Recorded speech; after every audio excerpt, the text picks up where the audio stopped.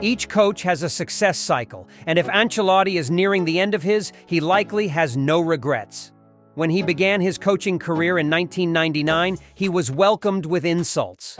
Juventus fans protested Ancelotti's appointment from the start, holding banners at his debut match that read, "A pig can't be a coach." The pig reference alluded to Ancelotti's portly appearance and mocked his rural roots from the ham-producing Emilia-Romagna region. But the man they ridiculed became the greatest Champions League coach with 4 titles, and he recently won La Liga. He was also the first coach to win all 5 major European leagues. Considering the array of players Ancelotti has coached, it's hard to ask him to select an all-time best team. However, when asked about his dream midfield in the show Between the Lines with Rio Ferdinand, the Italian strategist made choices that surprised many. By this point, all of Kaka's best moments came under Ancelotti's guidance. He won the Scudetto, the Italian Super Cup, the UEFA Super Cup, the Champions League, and the Club World Cup under the Italian coach. It was during this peak that Ancelotti had to sideline a legend like Zidane to make room for Kaka. For a veteran coach with a flair for beautiful attacking football like Ancelotti, the true number 10 position is a crucial component in his lineup. For the Italian coach, Riccardo Kaka and Zidane would likely top the list of potential players Ancelotti has coached. Let's first talk about Kaka, but remember this is the best version of him that we've ever seen, which was in his early years with AC Milan. At his peak under Ancelotti at AC Milan, Kaka didn't use flashy moves with the ball like his Brazilian contemporaries Ronaldo, Ronaldinho, or Robinho, but he was still one of the best dribblers of his generation. Journalist Gabriele Marcotti commented, "Kaka's magic didn't come from flashy touches. It was a magic distilled from the most essential and important elements." This indicates that Kaka always had innate magic. But under Ancelotti's guidance, his potential was unleashed to its fullest. However, when we talk about Kaka, who developed to his full potential under Ancelotti, we can't forget the equally impressive Zidane when he played for Juventus. If we discuss the legendary number 10 in French football history, fans could talk all day long. In 1996, Zidane moved to Italy to play for the reigning UEFA Champions League champions, Juventus, with a transfer fee of $3 million. Unlike classic number 10s of that time, Zidane was an evolved version of the attacking midfielder role in the team's structure. The former Real Madrid midfielder had a modern style of play. When he lost control of the ball, the French midfielder would immediately press the opponent to win it back. Zidane was involved in regaining possession because of his commitment to supporting his teammates and his excellent physical preparation during training. This talent made a coach who worshipped the 4-2-2-2 formation change everything for a single individual. This was the first time the coach who said no to Baggio, Yeri, and Zola had to adjust his tactics to accommodate Zidane with the introduction of the 4-3-1-2 formation, where Zidane played as the number 10 behind the 2 strikers. Although he also had the necessary breakthrough of great stars, if he had to choose, Riccardo Kaka would still secure his place in Ancelotti's formidable midfield. This was because Kaka had everything from goals to assists and, most importantly, titles. In contrast, the lineup that the Real Madrid coach had with Zidane did not yield much success. If you were to pick the lowest-ranking player in the midfield that both Rio Ferdinand and Ancelotti chose, who would it be? It's not the typical player with strengths in physicality, stamina, or remarkable one-on-one tackling skills, as you might imagine for a defensive midfielder. This person plays with a unique style and skill set that is hard to replicate perfectly in both the past and present. He's a rare player in football history. If you had to choose Ancelotti's favorite nucleus in his coaching career, many would surely choose Andrea Pirlo. Pirlo began his career as an attacking midfielder for his hometown team, Brescia, and later at Inter Milan.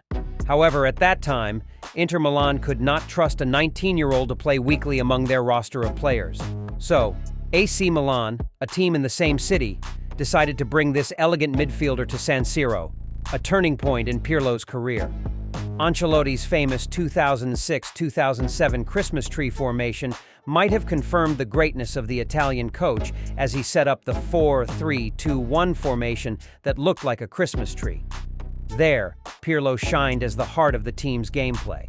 The person who introduced the idea of letting Pirlo play in the deepest midfield position when this star was still playing for Brescia was coach Carlo Mazzone. But the person who took Pirlo to the peak of that role was none other than Ancelotti. Throughout his years playing for AC Milan, Pirlo was always placed in the deepest midfield position by the experienced coach. Here, Pirlo had the opportunity to showcase all his qualities, as he was allowed to drop deep to receive the ball and then execute passes that pierced through the opponent's defense or orchestrated the gameplay as the link between different positions. Pirlo, during his AC Milan days under Ancelotti, reminded us of puppet masters who, in the deepest midfield position, could control everything with extraordinary vision.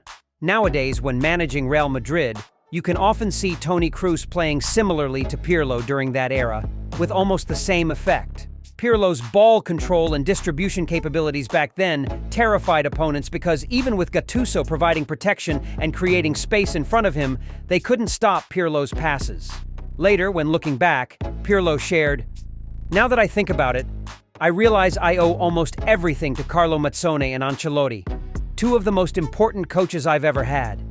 During Ancelotti's era, he immediately gave me that position, even though he had many more experienced players. It didn't take long for Carlo to decide on the right midfielder, and his choice surprised many. It wasn't one of the legends he coached, but rather Luka Modric, his current Real Madrid protege. The 2018 Ballon d'Or winner's talent has always been doubted, but with Ancelotti's endorsement, they likely had to reconsider the Croatian midfielder. With 4 midfield positions after choosing Pirlo and Kaka, Coach Ancelotti picked Luka Modric without much hesitation. Other excellent names like Xabi Alonso, Michael Ballack, Michael Essien, Toni Kroos, and Ronaldinho were available. But Ancelotti surprised many by stubbornly choosing his current pupil. Modric became famous at Tottenham, but his career took off after joining Real Madrid. The decision to join Los Blancos in the 2012 summer transfer window was undoubtedly the best decision in the midfielder's career. Since then, he's always been a crucial link in Madrid's midfield. The Croatian adapted quickly and had excellent chemistry with the incoming Toni Kroos. Along with Casemiro, they formed one of the best midfield trios in football history. For Modric, in over a decade with Real Madrid, he has won every prestigious title. He has 5 Champions League titles, 3 La Liga titles, 2 Copa del Rey trophies, and many other valuable honors. Notably, with his stellar performances for Real Madrid and the Croatian national team, Modric surpassed 2 football superstars, Lionel Messi and Cristiano Ronaldo, to win the 2018 Ballon d'Or. Another reason why Coach Ancelotti chose Modric could be due to his exceptional physical condition and indomitable willpower. According to a recent interview, Modric had no intention of retiring at 38, as he still felt fit enough to play high-level football for a few more years. Although in recent years, Real Madrid has shifted from the trio of Casemiro, Luka Modric, and Toni Kroos to Tchouaméni, Valverde, Jude Bellingham, and others like Brahim Diaz and Arda Güler as substitutes, players like Luka Modric are still indispensable, at least in the dressing room. After Nacho announced he would leave the club as a free agent, the captain's armband would likely go to Modric, provided he stayed at Los Blancos. This shows the trust from the coaching staff. Modric's voice in the locker room now carries weight. Real Madrid has a fantastic mix of experienced veterans and young players filled with energy, and Modric would be a fitting leader for this great team. Finally, to complete his dream diamond, Ancelotti added Frank Lampard, his favorite Chelsea pupil, to the remaining position. The time he coached the Blues is considered when Lampard reached his peak, and the English midfielder was a crucial factor in Ancelotti's success during his tenure at Stamford Bridge. Ancelotti hesitated a bit over Thiago Alcantara, but Lampard remained his final choice. The last midfield position needed someone who could play towards the left. Here, the hesitation was between Thiago Alcantara and Frank Lampard. The 1991-born player could play central midfield with Xabi Alonso in the 4-2-3-1 formation, but he could also play almost as a number 10 in the 4-3-3 setup. However, Thiago Alcantara wasn't ideally suited for the deep-lying midfielder role, but his small stature turned into an advantage. His low center of gravity allowed him to outmaneuver opponents with just one touch. But Thiago's strengths were more than that. In the Bundesliga, only Naby Keita had more dribbling attempts than him. When it comes to passing accuracy, Thiago had the highest success rate at Bayern, even higher than Alonso. One of Thiago's skills was lobbing passes into the gaps between the defense and the goalkeeper, allowing forwards to break through. And who said Thiago couldn't defend? Thiago was the first player to surpass the 100 interception mark in that season among Europe's top 5 leagues, even ahead of N'Golo Kante. Despite Thiago's exceptional performance, it could not overshadow Frank Lampard's outstanding contributions while playing under Ancelotti's direction. Frank Lampard's strength lies in his consistency and adaptability across all formations and coaches.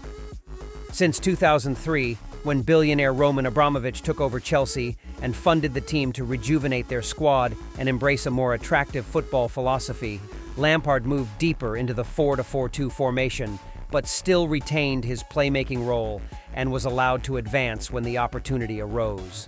Ancelotti helped the Endless Engine score 27 goals in the 2009-2010 season. Under Carlo Ancelotti's guidance, Lampard excelled alongside midfield teammates like Ballack and Mifield. In Lampard, Ancelotti saw a midfield player with all-around qualities: excellent physical fitness, minimal injuries, accurate long passes, long-range shooting skills, and the ability to use his physique to gain a defensive advantage. The key to creating such a complete midfielder lies in something called innate talent. Lampard had an IQ over 150, which helped the number 8 midfielder always exhibit the necessary attributes scientifically. Ultimately, Thiago was outstanding, but Ancelotti still felt sorry. The player he chose had to be Lampard, given what this midfielder achieved was more comprehensive, impressive, and awe-inspiring. These are the 4 names that form Carlo Ancelotti's dream midfield. What about you? Which name impresses you the most among this great coach's players? And if you could choose 4 names for your favorite midfield, who would they be? Let us know your thoughts in the comments below. Thank you for your attention, and we hope to see you again in future programs. Goodbye, and see you next time.